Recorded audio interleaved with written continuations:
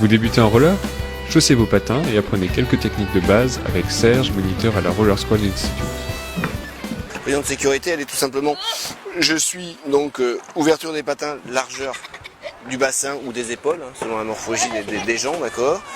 Je suis légèrement fléchi, c'est-à-dire que mes tibias vont reposer sur mes languettes, d'accord. Alors j'ai un alignement nez, genou, orteil.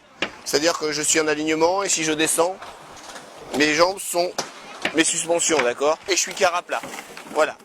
Le débutant, naturellement, il est pied parallèle, d'accord. Ok, il est pied parallèle. Le problème du pied parallèle, c'est qu'à la longue, si je suis dans une descente de marche, descente de module, prise de câble ou autre, mais mes deux patins vont buter en même temps et je vais chuter, d'accord. Donc nous, on conseille ce que nous on appelle le décalé.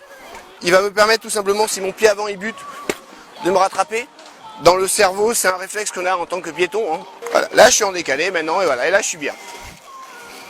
Au débutant, on va lui dire marche en canard. Il va marcher, d'accord. Et à un moment, les patins, ils se mettent à rouler. Alors que je marche. Et ça y est, là, il commence à avoir le pas du patineur. En roller, plus je me mets sur l'avant, plus je vais réduire ma vitesse parce que mes pointes, elles vont planter, d'accord. Plus je me mets sur l'arrière, plus ça accélère. Et on va lui expliquer que pour tourner, il va placer ses épaules et son regard. Il a glissé et sans penser aux pieds, il place ses épaules. Hein, c'est les épaules, on voit bien, c'est le mouvement des épaules qui ont enclenché le virage. N'importe quel bon patineur vous dira qu'il faut préférer l'esquive au freinage. Et ce que les enfants font naturellement, c'est ce qu'on appelle la boucle. Les adultes, c'est difficile à faire. À grande vitesse, elle ne sert pas, mais à petite vitesse, elle rentre. Chose importante, je suis en décalé, j'ai bien mon centre de gravité en bas, mais sur mes languettes. Je tourne et mes mains, elles restent là. À aucun moment, je me grandis. Ok? Voilà. Et le conseil pour les débutants qui veulent faire la boucle et qui n'y arrivent pas, hein, le conseil, c'est je roule en décalé, je mets mes mains sur mes genoux, et là, je suis bas, je risque pas de partir en arrière. Après, il y a le freinage en chasse-neige. Donc c'est comme en ski. Hein. Je vais apprendre à déraper, sauf que le bitume, c'est pas de la neige.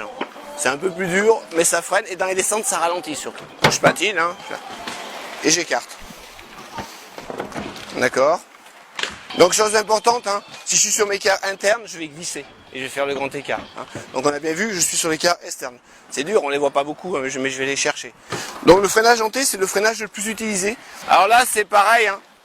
Je transfère mon poids du corps sur ma jambe avant et j'ouvre mon patin arrière. C'est pour ça qu'on l'appelle aussi freinage raclette. La chute avant, ça se prépare. Si on a appris à chuter avant de chuter, on va pas refuser la chute. Et souvent, c'est quand on refuse la chute qu'on se fait mal. Comment je vais faire? Déjà, je vais apprendre à me baisser. Parce que la chute, il faut aller la chercher et à me laisser aller. Alors, action, je roule, je vais chercher mes genoux, je vais chercher mes patins, je présente mes protections et je glisse. Et normalement, là, il n'y a pas de bobo. Surtout, n'oubliez pas de vous équiper de bonnes protections. Vous vous la parez pour bien commencer la glisse.